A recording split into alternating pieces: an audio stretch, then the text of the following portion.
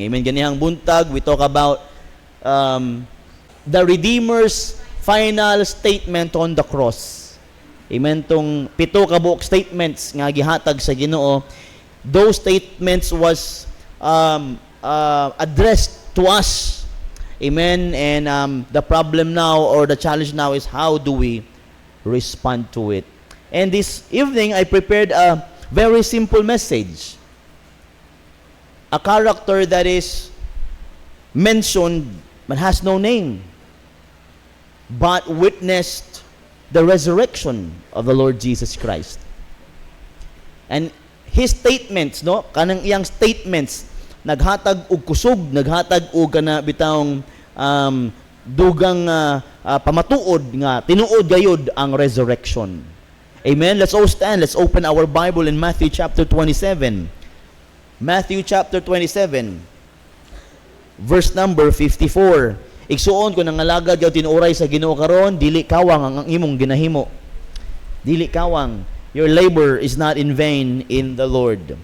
This is what the Bible says in Matthew 27, verse number 54.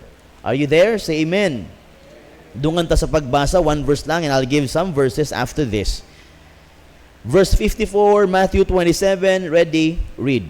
Now, when the centurion and they that were with him, watching Jesus, saw the earthquake and those things that were done, they feared greatly, saying, Truly this was the Son of God. Basahan ako balik. Now, when the centurion and they that were with him, watching Jesus, saw the earthquake and those things that were done, they feared greatly, saying, Truly, this was the Son of God. Ang centurion, katong soldier ni, nga nagabantay sa mga nalansang sa krus. And this centurion or soldier saw everything. The earthquake, ang pagngit-ngit, the statements of the Lord. Nakitaan po niya kinsay naa dito nga mga disciples. Nakitaan aning centurion how the people nga negative kang Lord Jesus Christ. He witnessed everything. He witnessed everything. A centurion, a soldier of the Romans. But in this time, in verse 54, now when the centurion and they that were with him, the soldiers watching Jesus, saw the earthquake, and those things that were done, they feared greatly. Igsoon, kaning centurion ni dili ni bag-o sa iyahang mubantay og mga nalansang sa cross. He witnessed many kinds of death on the cross. He witnessed, siguro nakita na sa daghan kay nga mga tao gipang silutan, gipang bitay, namatay diha kung asa man ang cross. Og gahi na ni, naanad na ni. Og easy na lang sa iya nga makita another person who nga mamatay, another person nga mabitay, another person nga maingana pareho sa giagyan sa itong Ginoo. But in this time, lahi ang nahitabo. In this time, kaning centurion dinhi nga nasanay na, naanad na, murag ang kamatayan, murag simple na kaniya, but everything's changed when he saw Christ on the cross. They feared greatly. Grabe ang ilang kahadlok. Nagaingon, truly, this was the Son of God. Grabe akong research ani igsuon. Aging gabi pa, kinsa man ang centurion nga na unsay ihangalan. The Bible is so silent about that. Sa ubang mga libro na aayahang pangalan, pero di na ko ingon, tungod kay kabalo ko, dili na, unbiblical na. But, dili importante ang iyahang pangalan eh. Dili importante kung kinsa siya, o asa man.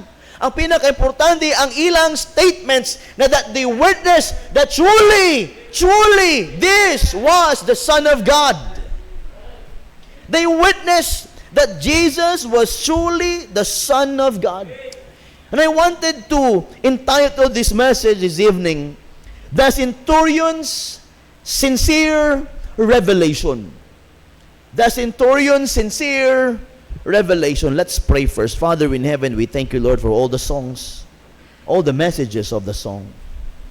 Oh Lord, thank you, Lord, for reminding us again that you came to die, Lord, and you're there, Lord, nag-resurrect.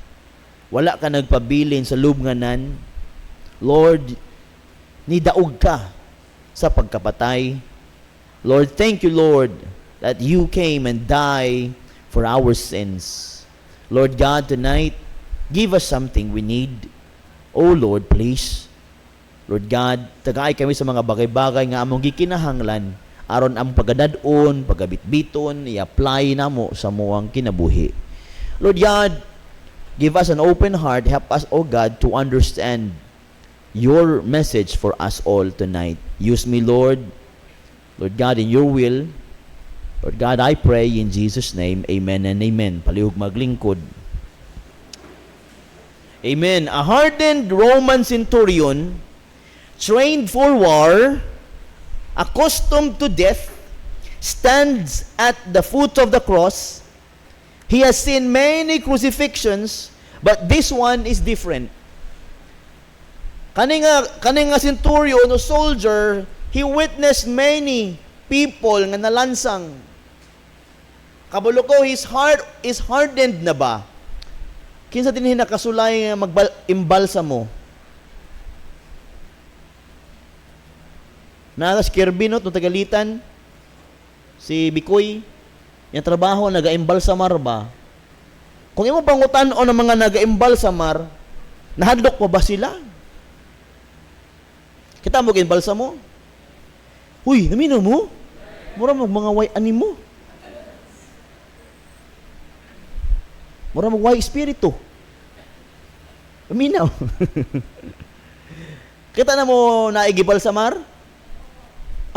Kita ako, akong papa namatay, dito gid ko, oy, gibantayan gina ko pagkayo akong papa. Uban ako si Jojo o si Titing. Si Titing, isa sa mga, uban ako din sa una nga nagtukod aning simbahan. Namatay akong papa, pasalamat ko na ako yung mga higalas, Jojo o si Titing, giubanan ko nila. One time, gidalan sa papa sa funeraria sa Villa, unya, kinahanglan ako muuli. Kena ko muli. Unya, gibilan ako sila, ayaw biyai akong papa. So, naasulod sa bilya ba? Ito, nagpatay dito na patong, nag-anak-anak. Gibiyan ako sila. Basta mahimo, kasi siyempre, utos ni pastor. Dito sila, sa sulod yun sinawa sa may gawas. Kana sa pultahan nila, anak yun sila. Bantayan na si papa. Pagbalik na ako, salamat sa pagbantay sa inyo, ha? Igutom mo? Oo, pastor. Gidala na ko sila sa Chowking. Akong gi-order katong kanon nga, staw ka na, kanon lang ba? Chowfan. Si Jojo, dili ka kaon. Kay presko siya huna-huna ang kulay sa kanon.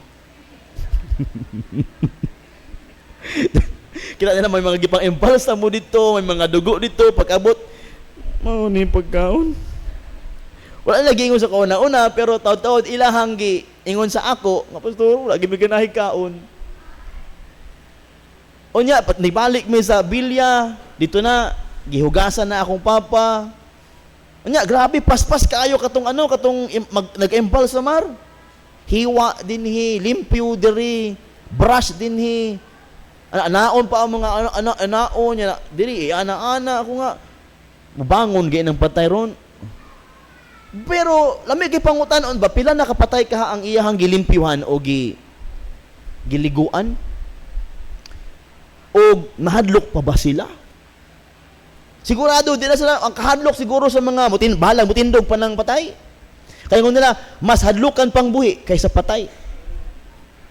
So, kung yung pangutanon na naga-imbalsamar, di na sila mahadlok, right?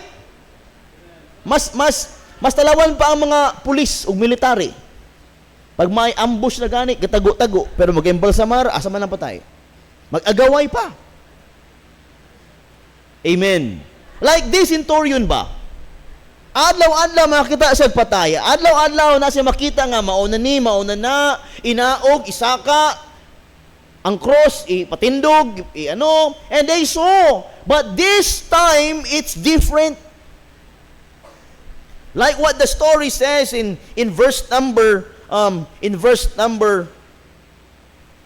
51, and behold, the veil of the temple was rent in twain from the top to the bottom, and the earth did quake, and the rocks rent. Na mga nabuak ng mga bato, ang veil sa temple natunga na-reveal na unsay na asulod. And this time, ang nakita sa centurion is lahi. Verse 52, and the graves were opened, and many bodies of the saints which slept arose. Dagang nga banhaw. Tanawa nila, many bodies of the saints, mga luwas, which slept arose. No. Itong mga nangamatay, nangamangon. And this centurion saw and witnessed everything. What happened? Verse 53, naminaw mo? Nituong wana nga na nabanhaw? That's what the scripture says. Verse 53, and came out of the graves after his resurrection, and went into the holy city, and appeared unto many. Now when the centurion and they that were with him, watching Jesus, saw the earthquake, and those things that were done, they feared greatly, saying, truly, this was the Son of God. Lahi ni, ang iyang na-experience. What he witnessed led to a sincere revelation about Jesus. Sa kadagang nakita niya nga nalansang diya sa cross, sa kadagang niya nakita niya nga namatay, lahi giyod ang iyang nakita when the Lord Jesus Christ was hanged on that tree. This Roman soldier pierced the side of Christ. Gitusok ni ani nga soldier ang gilid ni Christ. Tanawa in John chapter number 19. John 19. Please follow with me para makasabot ta. John chapter number 19 verse number 33. But when they came to Jesus and saw that he was dead already, they break not his legs. Wala nila gibali ang mga tiil o ang tuhod ni Christ, kay they saw him dead naman, patay naman. Mo ilang ginahimo igsoon to ensure para mamatay ni mga nagabitay aron di magdugay, balion nilang mga tuhod. Bunala nila aron magbitay na, aron di na ginawa, aron mamatay na. But lahi din nahitabo igsoon, they saw that the Lord is dead. Wala na nila gibali na ang iyahang mga tiil. But one of the soldiers with a spear pierced his side, verse 34, and forthwith came there out blood and water. So nahibawan gayon nga patay na gyud kay ang ni gawas is blood and water. You know what? Wala nila gibali. It was a fulfillment of the prophecy. Tanawa in Exodus chapter number 12 and 46. Exodus 12, sa screen na lang. Exodus 12:46, please. In one house shall it be eaten, thou shalt not carry forth aught of the flesh abroad out of the house, neither shall ye break a bone thereof. Isa pa ka verse in Psalms 34:20. Psalms 34:20, he keepeth all his bones, not one of them is broken. That is talking about the Lord Jesus Christ. Ang tanan nga mga namatay sa cross gipang bali, except the Lord Jesus Christ, because these soldiers found him dead already. So walay nabali sa iya. Why? Because mabanhaw pa man siya. One soldier pierced his side with a spear, blood and water came out immediately. So that confirms his death. Amen? So kana na-confirm igsuon nga ang atong Ginoo namatay jud.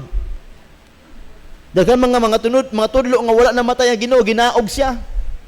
Wa siya namatay kay wala man siya namatay daw, ginaog siya. No, this verse here confirms that our Lord had died. The Roman executioners were responsible to ensure death. Nya si Pilate gisur pag niya nga patay na gyud ang atong Ginoo. Now, that's a proof of his death. Ang centurion no, balik ta sa iyaha, gamay lang iyahang, wala man maingon ng iyang name kung kinsa man siya, but the statements of him, the statements that were made out of him, confirms igsuon that truly Jesus Christ is the Son of God. A centurion, he gave igsuon an emphasis, he gave a sincere revelation who is Christ. And let's focus on him. I have 3 things for you. A centurion, sincere revelation. 3 things. Andam na ta? Una din ha, what he saw. Unsay iyang nakita. Amen. Importante kayo kung unsay iyang nakita. He saw an earthquake. He saw the skies getting darker. And he saw the graves opened. He saw how many people nga nagsakit, crucify him. He saw many things about what happened. No, importante kaayo kung unsay atong makita, unsay iyang nakita, the visible events of the cross, he saw everything. But this one thing, kani nga event is very different than anybody nga gilansang sa cross. Una din na, number 1 is he saw the suffering of Christ. This centurion here, usa sa nakaingon that truly this was the Son of God because of what he saw. He saw many things happen. And number 1, he saw the sufferings of Christ in Matthew chapter 27. In Matthew 27, verse number 27 hangtod 31, atong atuon, Matthew 27, this centurion saw everything, even the sufferings of Christ. Verse number 27, chapter 27. Then the soldiers of the governor took Jesus into the common hall and gathered unto him the whole band of soldiers. And they stripped him, gihubuan nila siya, and put him on a scarlet robe, giyagaan siya. And when they had plaited a crown of thorns, they put it upon his head, and a reed and in his right hand, and they bowed the knee before him and mocked him, saying, Hail, King of the Jews. Giyagaan ang atong Ginoo. And this centurion saw everything. Verse 30, and they spit upon him and took the reed and smote him on the head. Itong naay crown of thorns, di lang gibutang, pero gipukpuk pagid ang mga tunog na nilubong siyahang ulo. 31, and after that they had mocked him. They took a robe off from him and put his own raiment on him and led him away to crucify him. Grabe ang ilang gihimo, and that centurion saw the sufferings of Christ. A centurion, sincere revelation.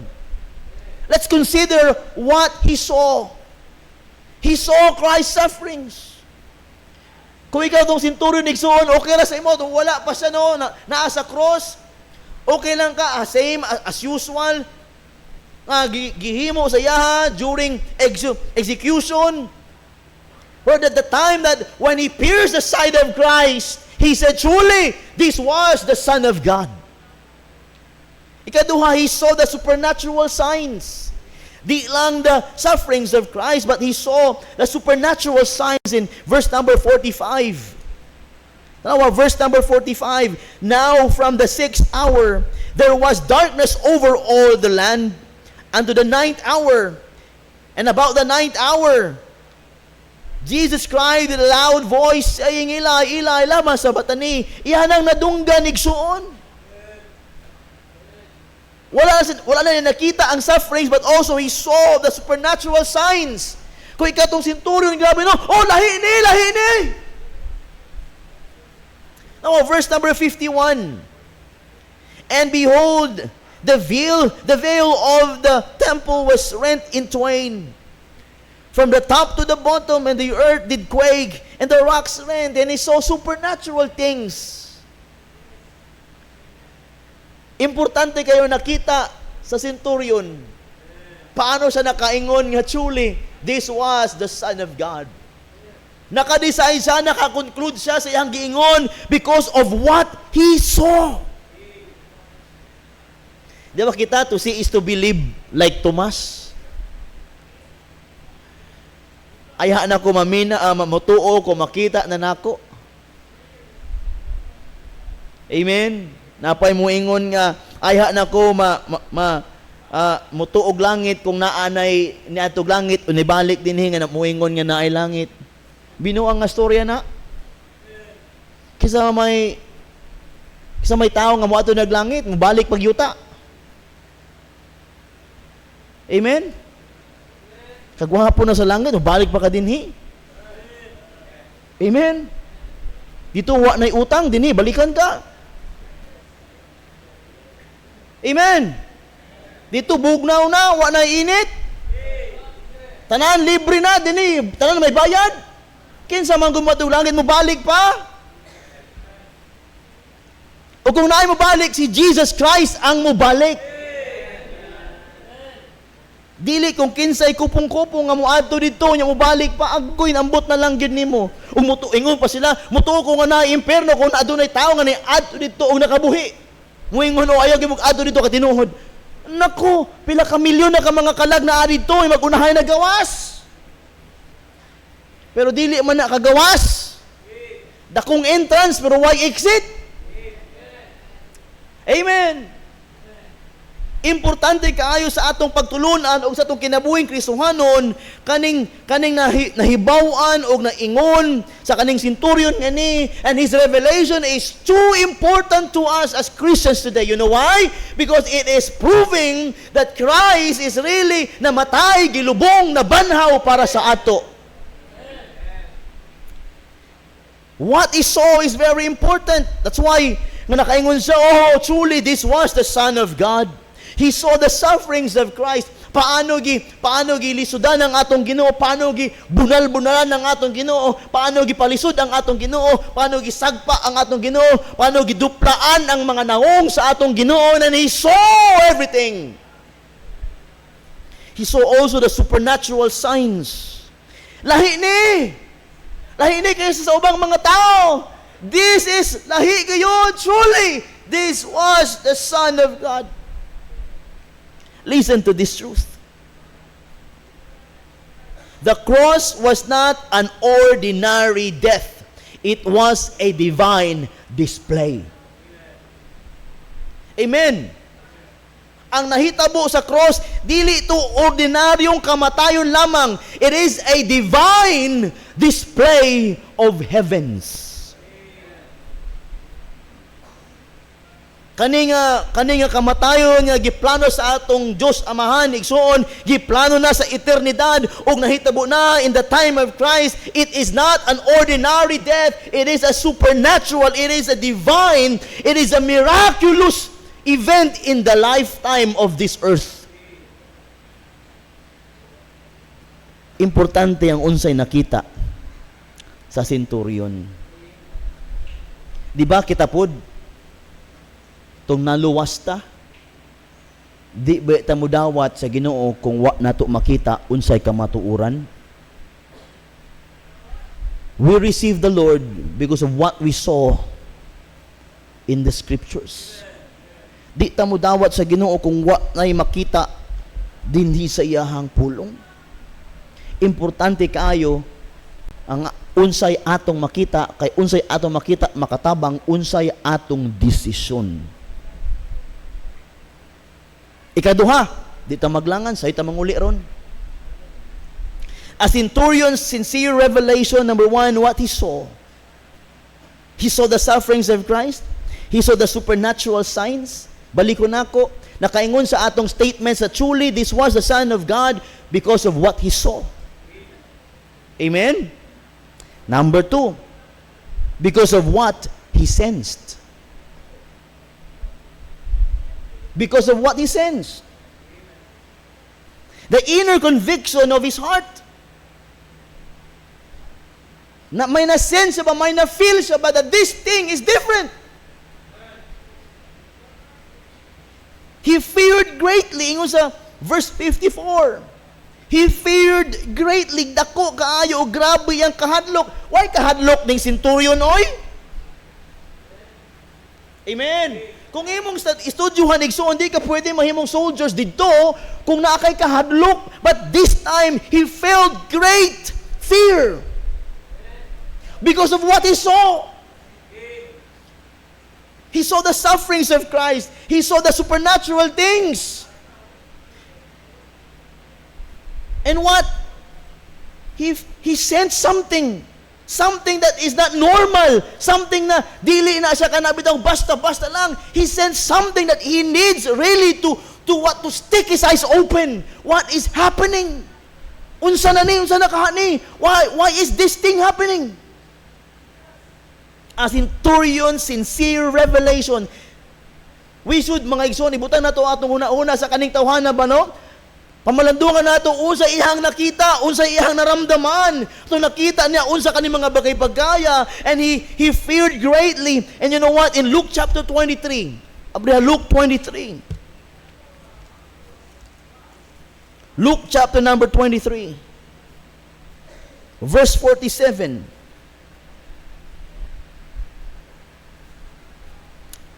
Alawa na. Now when the centurion saw what was done, amen, he glorified God, saying, certainly, wow, certainly this was a righteous man.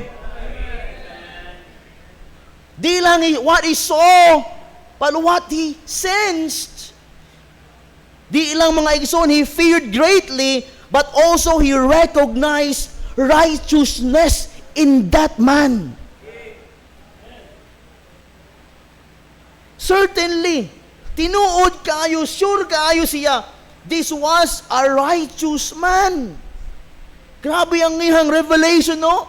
Sincero kaayo yung kasing-kasing of what he saw or what he sensed. Katong mga characters in the Bible during the death of Christ, the crucifixion of Christ, and even in the resurrection of Christ, those mga characters nga nagapalibot kang Kristo were so very important to our belief today. But this one centurion is different. He was there. What he saw is very important, and what he sensed is very important. What he saw, and he saw the sufferings of Christ. He saw the supernatural things. Oh, igsoon, he feared greatly, and he recognized righteousness. Kung ikaw kahatong naa dito, igsoon, sa imuhang i-feel, no? When the Lord say, lama, Eli, lama sa matani. Ngayon siya, Mother, behold thy son. Then, nagtanaw siya mga disciples, siya mga igsoon, behold thy mother. And when the Lord said, I thirst. And when the Lord said, Father, I commit to you my life. And he gave up the ghost. This centurion was there, witnessing everything. Nga makaingon ko siya, oh, truly, this was the Son of God. O sa kayang ifilong, ano ato manigipatay? Tinuod ba ni, wawanikal? Pwede ano din ha, kay pasalamat tang namatay siya. What he sends, listen to this truth. When God moves, even a hardened heart can feel it. When God moves, even a hardened heart can feel it. Example, si Pablo, killer of the Christians and believers. When God moves in his lives, bisan paglaboy ang kagahi siyang kasing-kasing nga di maluoy sa mga magtotoo ni Kristo, but the Lord moves, mga igsoon, even a hardened heart can feel it. Mas kinsa pa ng tawhana nga na igsoon, gahi na kayo sa pulong sa Ginoo, pero kung Ginoo na ang maglihok, Walang matigas na tinapay when God moves. Amen. Nagatuo ko igsuon nga kinsa man nga mga gahi kaayo patuuhon mahituon kang Kristo, sige lang. The key there is to let Him know all the scriptures. Basahan ng scripture, ampuan, muhumok ra na.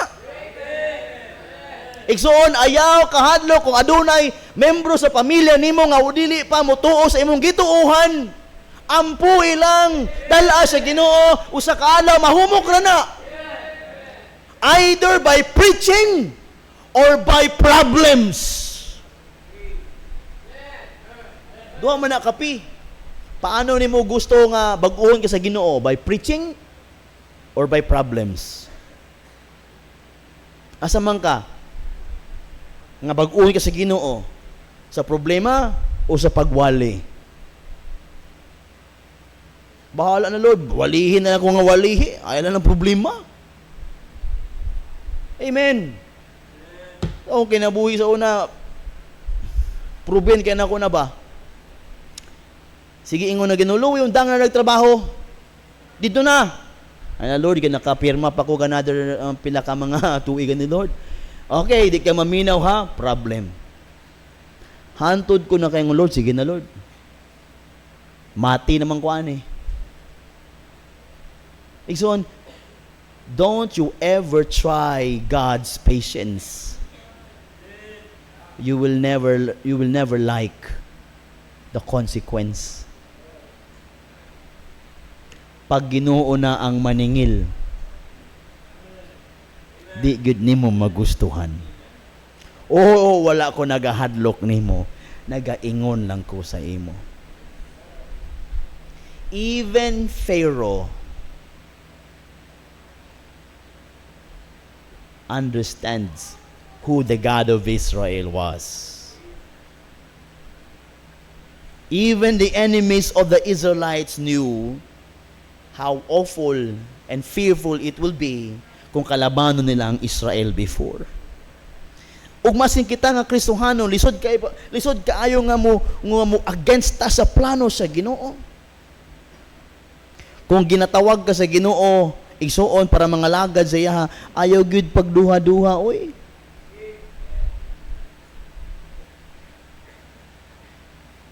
Amen. Lisod mungod kaayo pastor oy kana mga lagad ka sa Ginoo, magpastor ka, maglisod ka oy. Kaya nga hayahay di ka karon. De. Na isa ka tawo na ingon sa illustration lang ni. Kanay na member sa church, grabe ka pataitson. Na iyang kauban, sige mo siya, sige man kaghatag anang simbahan na. Kapila ka na katuig nga membro anang simbahan na. Ingon pud ang membro, mga siguro nasa mga 20 years. Dugay no? Kung katong imo tanang gipanghatag, imo tong gitigom, nakapalit ka nag-house and lot. Nya, sinaapa kay sakyanan. Ana siya. Sige lang. Yeah. Bugoy po niyang giingnan ninyo siya. Ikaw, wala man ka naga-tights. Wala man ka nagahatag sa Ginoo, di ba? Wala lagi kay house and lot. Wala lagi kay car. Dugay ka na nagasimba. Mahulot imong oras din na simba-simba nimo. Di ka malipay.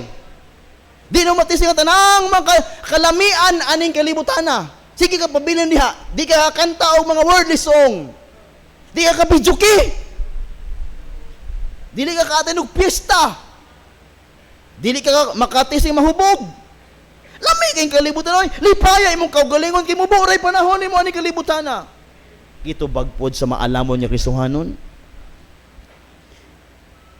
Kanang imong dagway ay kumpara sa ako, pareho man lang taon tag edad. Ako 30 pero imong naong mura nag-60.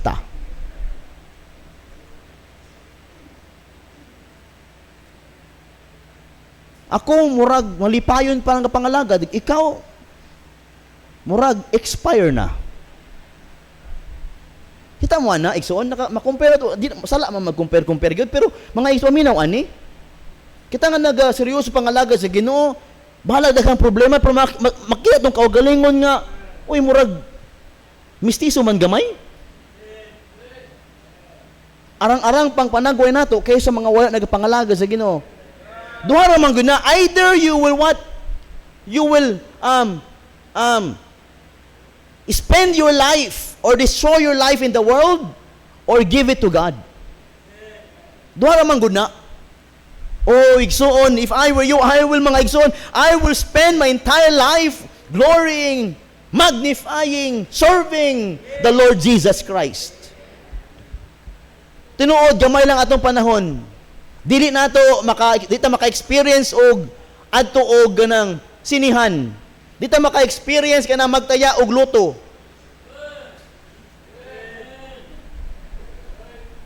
Di ta maka-experience kana mga bagay-bagay nga anything nga ginahimo sa kalibutan na manghubog-hubog na mga atong sa bar mao sa asa man.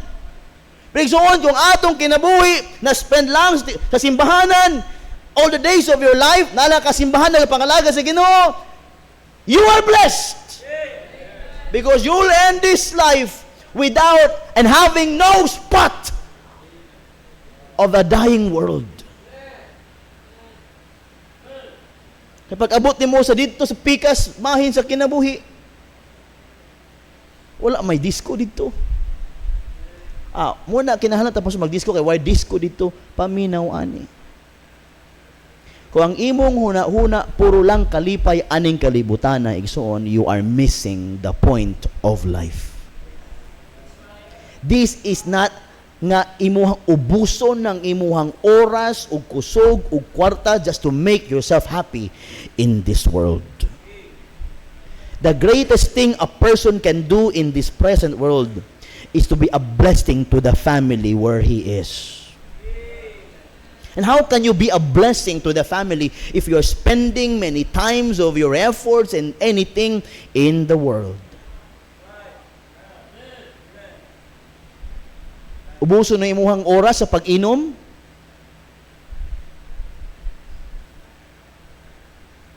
Vices, mga bisyo? Listen to me. How's your family?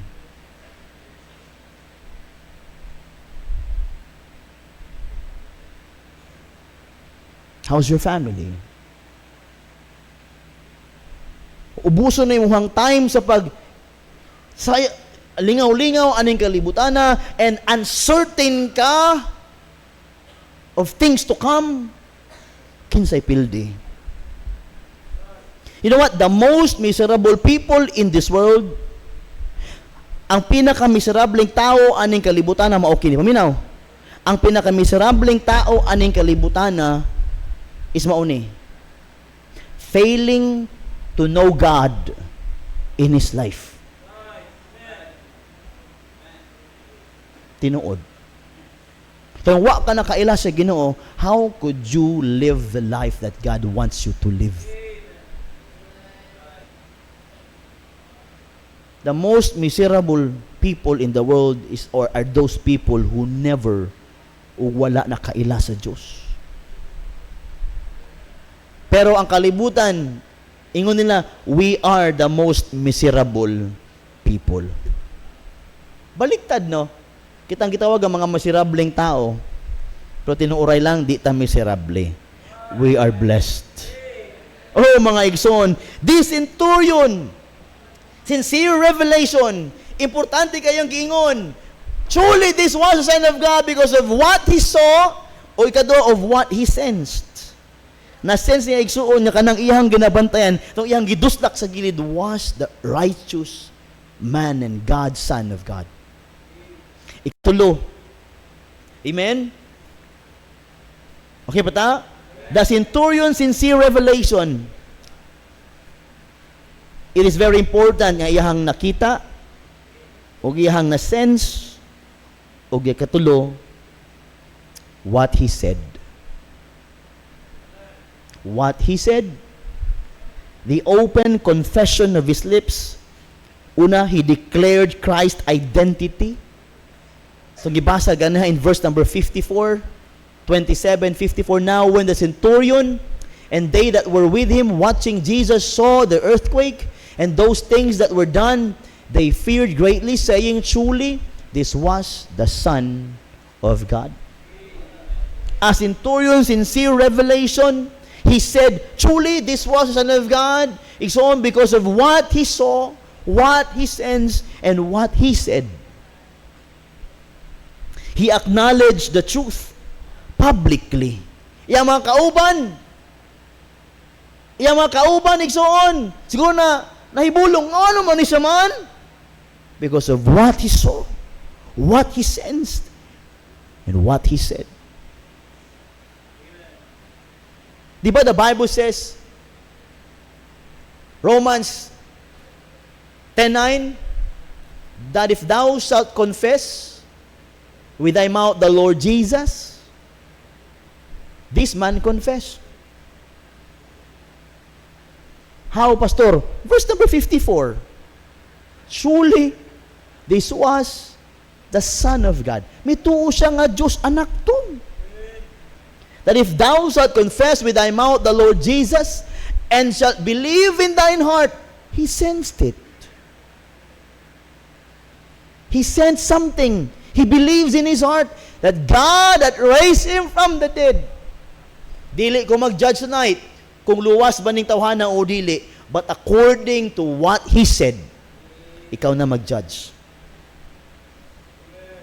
What he saw, what he sensed, and what he said. Listen to this truth. A true revelation of Christ will always lead to a confession of Christ. A true revelation of Christ will always lead to a confession of Christ.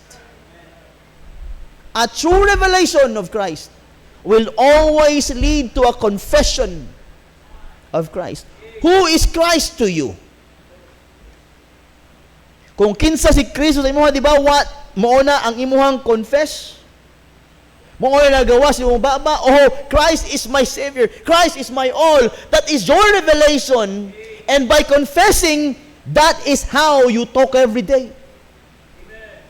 Because what's in here reveals the mouth.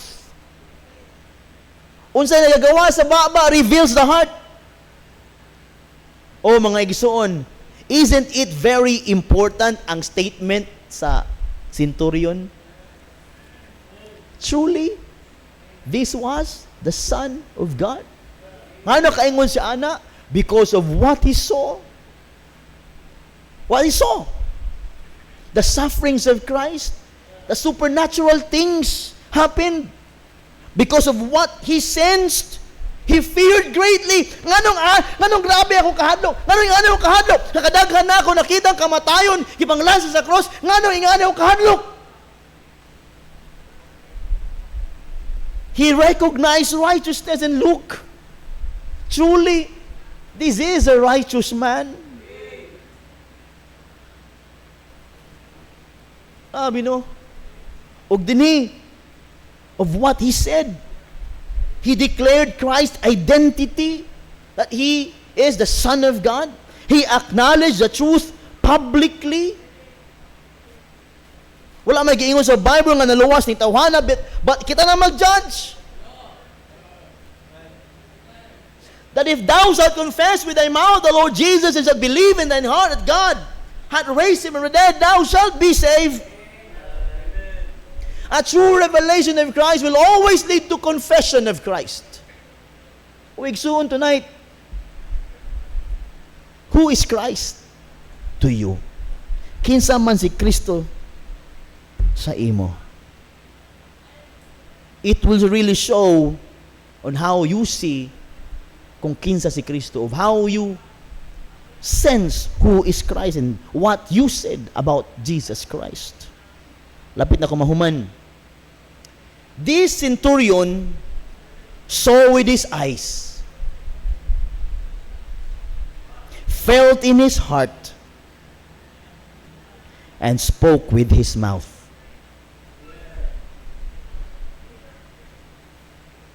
This centurion saw with his eyes, felt in his heart, spoke with his mouth.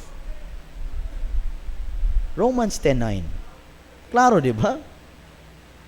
Saw with his eyes, felt in his heart, spoke with his mouth. So, igsuon, maski si Kristo wala na nag-abri siyang baba, adunay daghang nangaluwas sa iyang gipakita. Di ba itong gibasa kay na they, balik ta dito, verse 54, Matthew 27, now when the centurion and what? They. Kinsang they? Isa lang ng they? Daghan. That were with him, watching Jesus, saw the earthquake and those things that were done, the supernatural things, what he saw, what he sensed, and feared greatly, saying what he said, truly, this was the Son of God. Well, even Christ is dead. In His time, may gihimo gyapon ng Ginoo. The centurion and they that were with him saw the earthquake and those things that were done, and they feared greatly, saying, truly, this was the Son of God. Listen to this last statement.